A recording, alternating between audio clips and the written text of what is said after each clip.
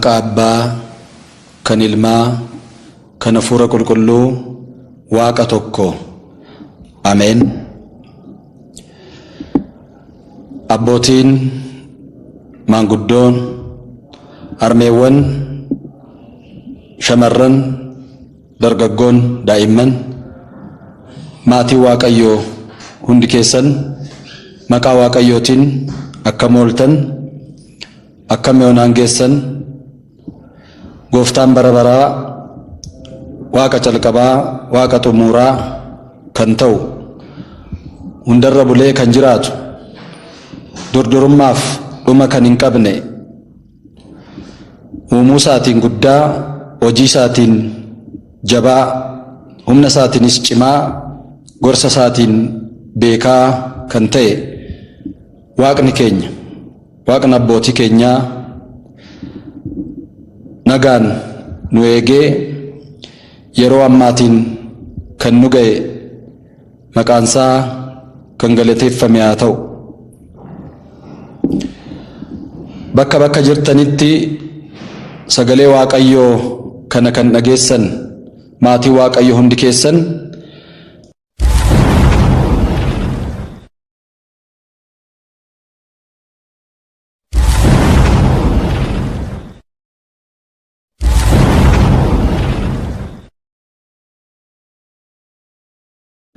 አማን እብለከ እመን ፈድፋደ ከመዮም ትሄሉ ምስሌየ ውስተ ገነት ዱጋን ሲንጀዳ ሀራ አነ ወጅን ገነት ኬስ አከጅራቱ አመኒ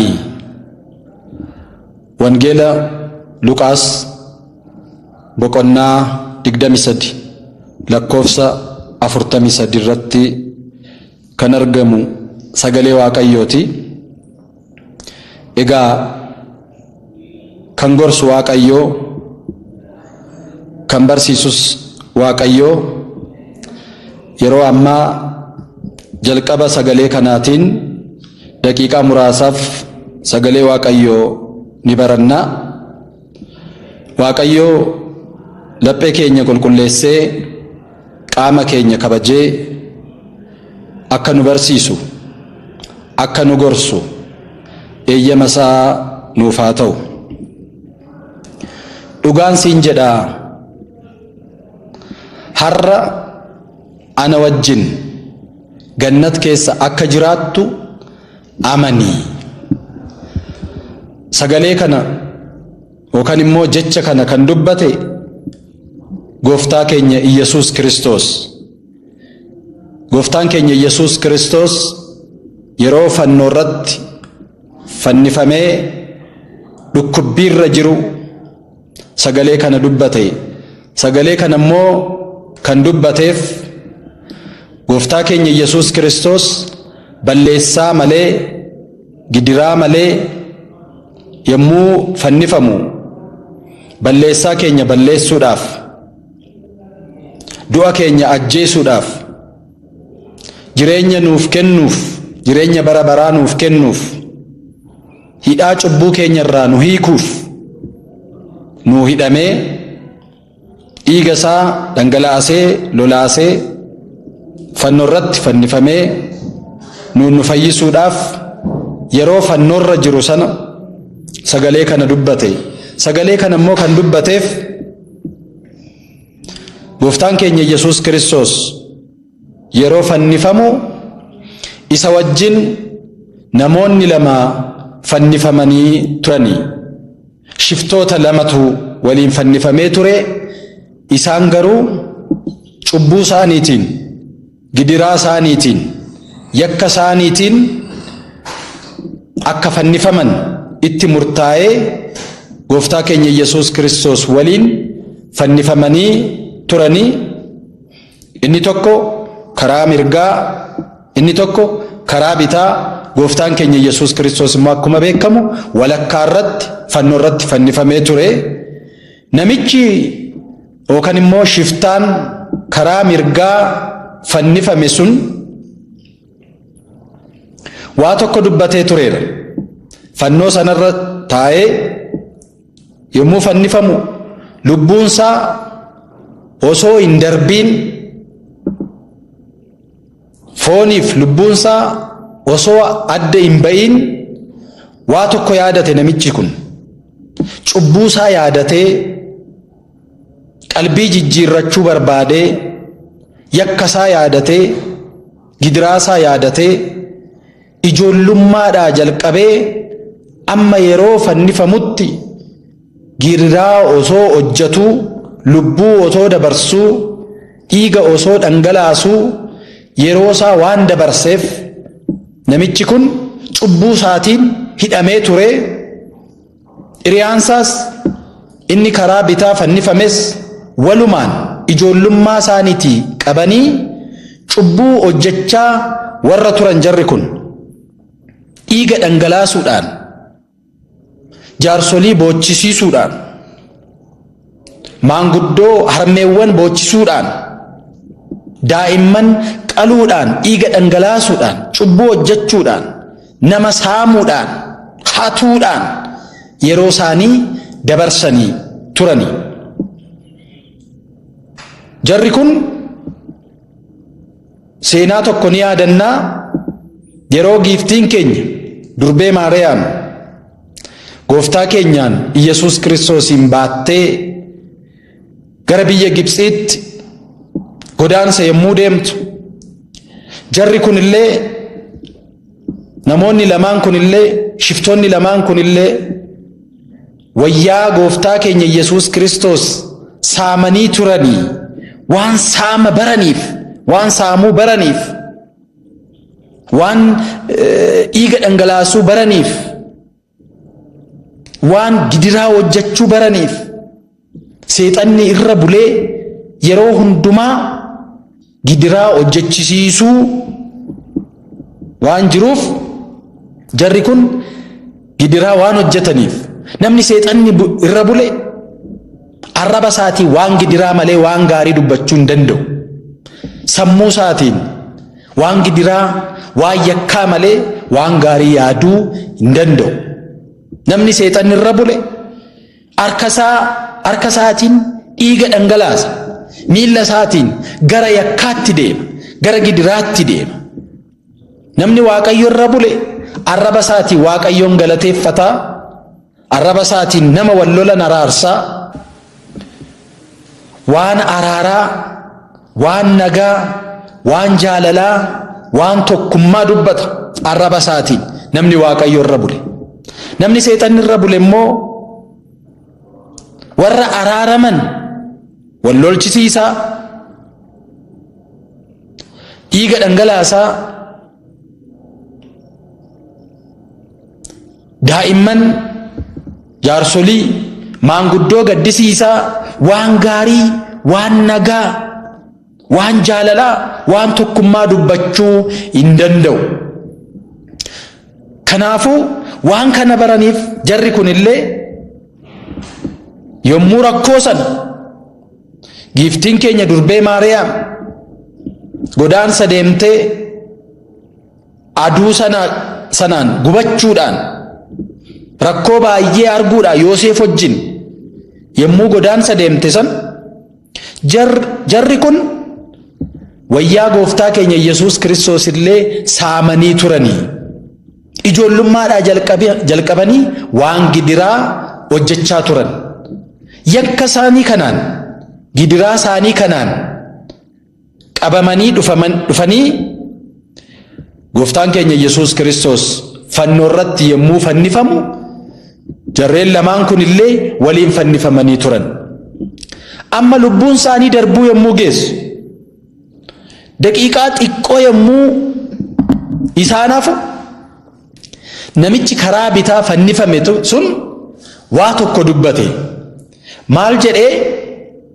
ወአሐዱ ፈያታዊ እምለተ ሰቅሉ ምስሌሁ ጸረፈ ወይቤሎ እመሰ አንተኑ ክርስቶስ አድን ርእሰከ ወኪያነሂ። አቲገሩ ዮ ክርስቶስ ታተ ዱጉመ ዮ ኢልመ ዋቀዮ ታተ mee asirraa bu'i maaf nu wajjin fannifamta maa nu wajjin rakkatta ati soba malee ilma waaqayyoo ootaat maaf of hin fayyifne nuunis maaf hin fayyifne dhuguma ilma waaqayyoo waan hin taaneef malee ilma waaqayyoo osoo taate maaf of hin fayyifne ree nuunis maaliif fannoo kanarraa akka buunu maaliif nun taasisne ree ati ilma waaqayyoo miti jechuusaati garuu ilma waaqayyoo osoo taate rakkoo kana hunda hin fudhattu nu wajjin hin fannifamtu akka keenyaan taatu of fayyiftaa nuunis nu fayyiftaa jedhe ilma waaqayyoo waan hin taaneef malee kana hunda nu wajjin hin rakkattu iyyuu jedhe inni karaa mirgaa fannifame sun immoo shiftaan karaa mirgaa fannifame sun immoo ዋውሳአ ካልኡ ወገሰጾ ወይቤሎ ኢተፈርሆኑ ለእግዚአብሔር አምላክከ ከራ ሚርጋ ፈንፈሜ ሱን ሞ ማል ጀደን አቲ አመሌ ዋቀዮን ሶዳቱ አቲ ዋቀዮን ሶዳቱ አንተሰ ወአነ እንዘውስ ተዝንቱ ኩነኔ ሐለውነ አናፈት ከነረትሌ አርገምኔ የሮ ረኮ ከናረሌ ጅራኔ አሙመሌ ቀልቢኬ እንጂጂረቱ አሙመሌ ኦፊትን ዴቢቱ አሙመሌ ጩቡኬ እያደቱ ማፈከነታታ ኑቲ ገሩ ጀደን ወለነሰ ዘበርቱ ረከብነ ዘይደልወነ በከመ ምግባሪነ ተፈደይነ አናፈቲ ዋንኩ ዋኑቲ ዱፌ ጊድራ ኬኛን በሌሳ ኬኛን ጩቡ ኬኛን ሂዳንኩን ዱኒኩን ፈኖንኩን ኑቲ ዱፌራ ኢኒ ገሩ ጩቡሳ መሌ ፈኒፈሜ ጩቡሳ መሌን ወጅን ፈኒፈሜ አናፈቲ ገሩ ዋን ጩቡ ቀብኑፍ ዋን በሌሳ ቀብኑፍ ዋን ሐነ ወሊን ቱሬፍ ዋን ሳምኔፍ ከናፍ ቀበምኔ ሂደምኔ ረኑቲ ሐረ ፈኒፈምኔር አሙ መሌ ጩቡ ከ ያደቴ ቀልቢ ከ እንጂጂረቱይ ማሊፍ ዋየካ ዱበታ ማሊፍ ዋየራ ዱበታ ነምኒ በሌሳ ዳን ቱሬ namni cubbuudhaan ture yeroo dhumaarrattillee namni qalbiin jijjiirranne jira namni sammuu isaatti hin deebine jira yeroo dhumaarrattillee yeroo dhumaashillee namni ittiin hin fayyadamne nama baay'eetu jira namni cubbuu waliin ture namni seexanirra bule yeroo dhumaarrattillee qalbii jijjiirrachuu hin danda'u waaqayyo isaatti deebi'uu hin danda'u sammuu isaatti deebi'uu hin danda'u namichi kun kana rakkate amma dhumeera du'uudhaaf daqiiqaa xiqqoo tafe lubbuun isaa darbuudhaaf daqiiqaa xiqqoo tafe ishee irratti illee fayyadamuu dadhabee arrabni isaa waan abaarsa bareef yeroo dheeraadhaaf waggaa dheeraadhaaf arrabni isaa waan abaarsa bareef harrallee yeroo fannoorrallee jiru sanallee itti fayyadamuu dadhabeet waaqa isaatiin abaaruu jalqabe jechaan yoo ilma waaqayyo waan hin taaneef malee maaliif of hin fayyifne nuunis maaliif hin fayyifne jedha achirra taa'ee ammas yeroo dhumaarratti illee qalbii jijjiirrachuu namoonni qalbii jijjiirrachuu hin dandeenye namoota baay'eetu jira ofitti deebi'uu kan hin dandeenye waaqayyoon araaramuu kan hin dandeenye arrabni isaanii nagaa kan hin barre waan gaarii kan hin barre waan yakkaa waan gidiraa malee kan hin barre yeroo dhumaarratti illee qalbii jijjiirrachuu kan hin dandeenye namoota baay'eetu jira namni waaqayyo irra bule immoo yeroo dhumaashii irratti illee yoo taate ittiin fayyadamee darba waaqayyo isaatti deebi'ee qalbii jijjiirratee cubbuu isaa yaadatee waaqayyoon dhiifama kadhatee ofitti deebi'ee qalbii jijjiirratee lubbuu isaa dabarsa jechaan namichi karaa mirgaa kun anaafatiyoo rakkoo keenyaan cubbuu keenyaan kun hundi nutti qaqqabeera. Ammumallee qalbiin jijjiirrattu ati, ammumallee ofitti hin deebitu ati. Maaliif akkana taata? Maaliif abaarta? jedhee eega dubbatee booddee gara Waaqayyo isaatti deebi'ee yeroon ishee dhumuudhaaf daqiiqaa xiqqoo tafe lubbuun isaa darbuudhaaf cubbuudhaan akka hin dabarre yeroo sanatti fayyadamuu barbaade. Maatii Waaqayyo yeroo qabnutti fayyadamuu qabna. Waaqayyo har'aan nu ga'eera, nagaan nu eegeera. Kaleessa waan baay'ee dabarsineerra, kaleessa rakkoo baay'ee dabarsineerra, cubbuu baay'ee dabarsineerra. Namichi kun har'a qalbii jijjiirrachuu barbaade.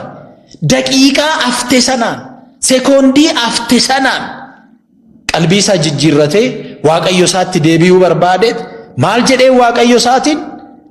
ተዘከረኒ እግዚኦ አመ ትመጽእ በመንግሥትከ። ያ waaqayyo ani garuu balleessaa kootii nan fannifame, ani garuu cubbuu kootii nan fannifame, ani garuu gidiraa kootii nan fannifame.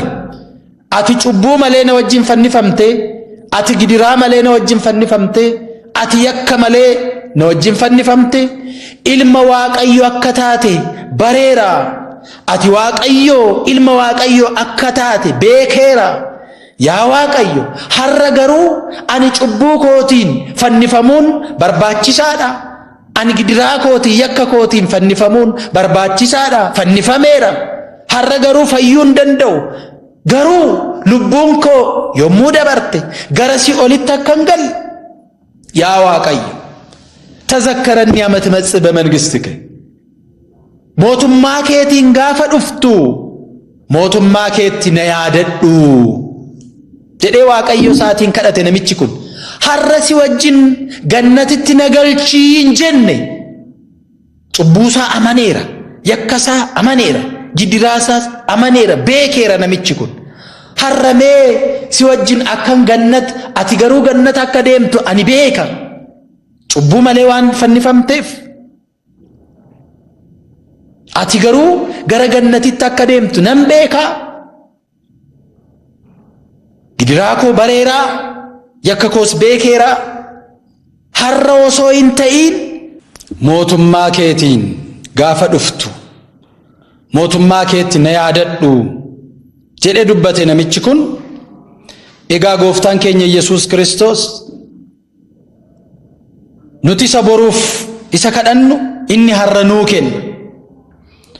Waggaa har'aa akka nuu kennu isa kadhannu inni har'a nuu kenna.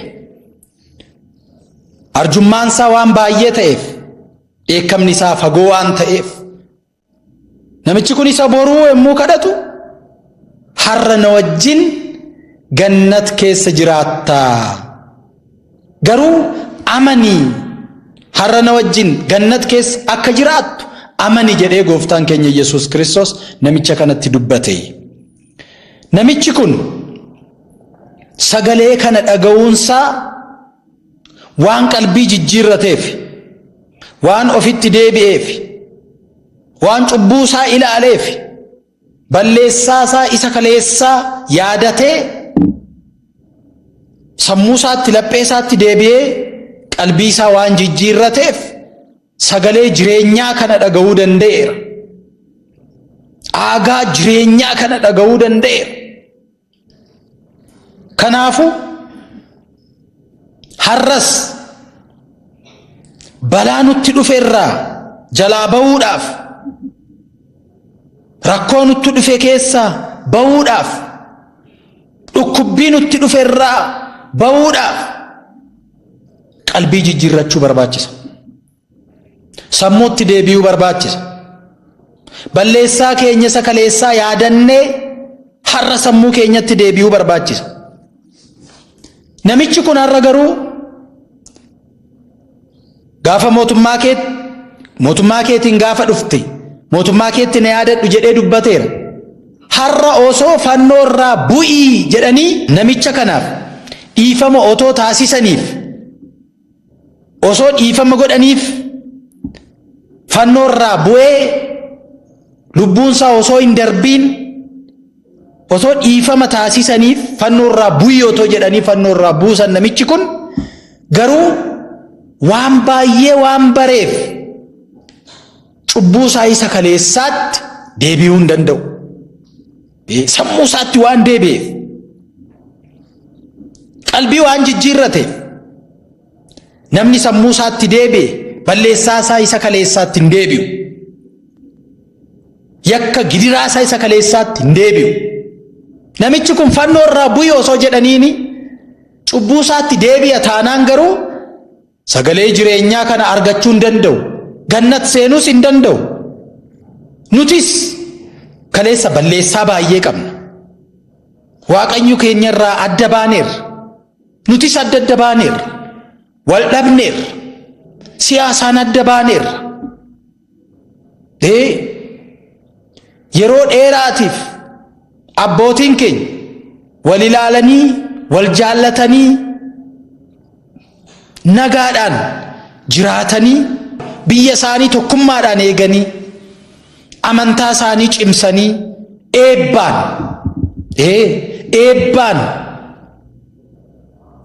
har'aan nu ga'aniiru. Amantaa keenya biyya keenya abbootii keenya irraa amantaa nagaa biyya nagaa fudhanneerra.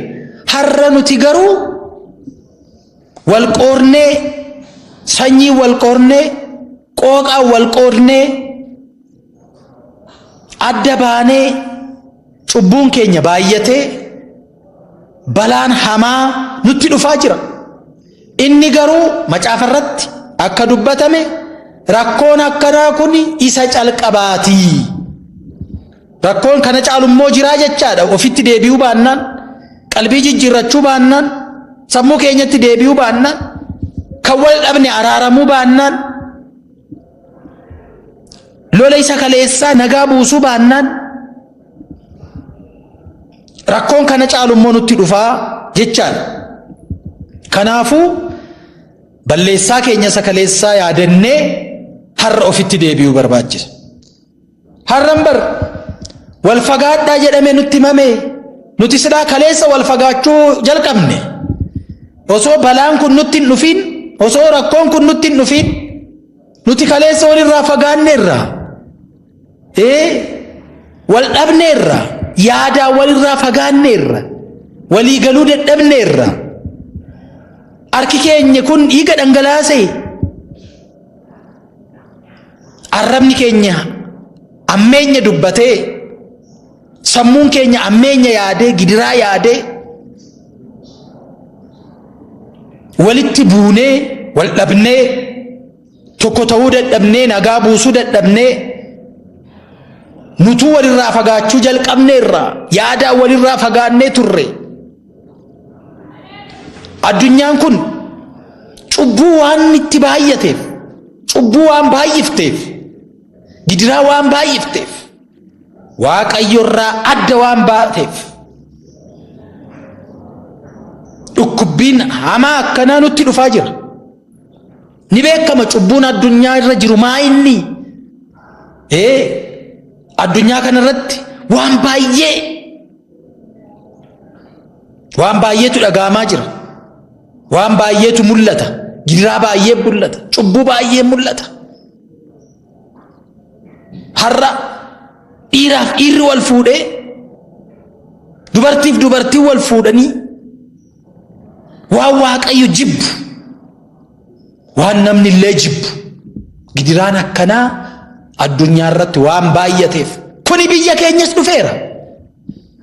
Ni dhageenya waan baay'ee dhageenya. Akka biyya keenyaattis dhiigni baay'ee dhangala'eera. Dhiigni qulqulluu nama qulqulluu dhangala'eera. Manneen amantaa adda addaa gubataniiru. Kun hundi cubbuudha. Cubbuu waan baay'ateef samii lafa amma samii irratti waan ga'eef ofitti deebi'uu waan dadhabneef qalbii jijjiirrachuu waan dadhabneef dhibeen hamaa kun illee nutti dhufeera. Kana maaliin balleessuu kana jala maaliin ba'uu dandeenya?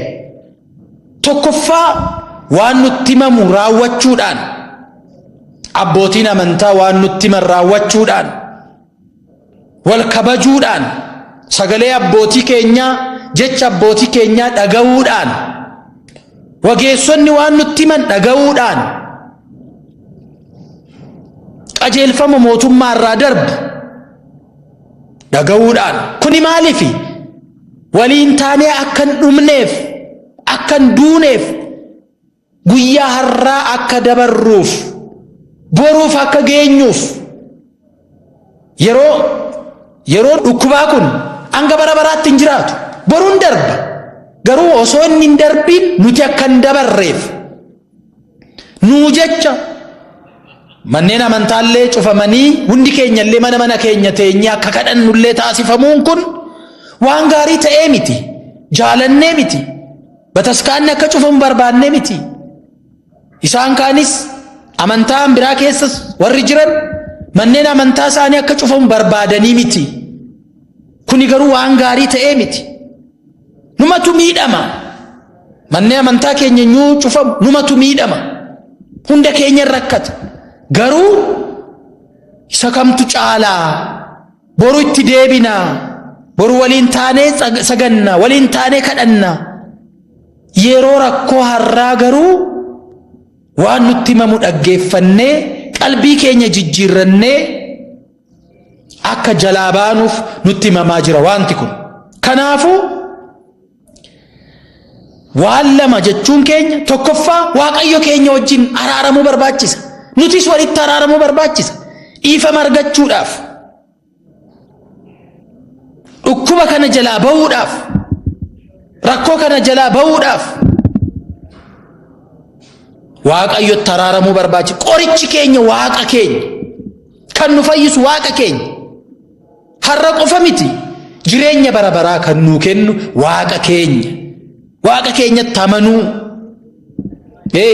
Amanuun qofni immoo akka nama hin fayyifne dubbatameera.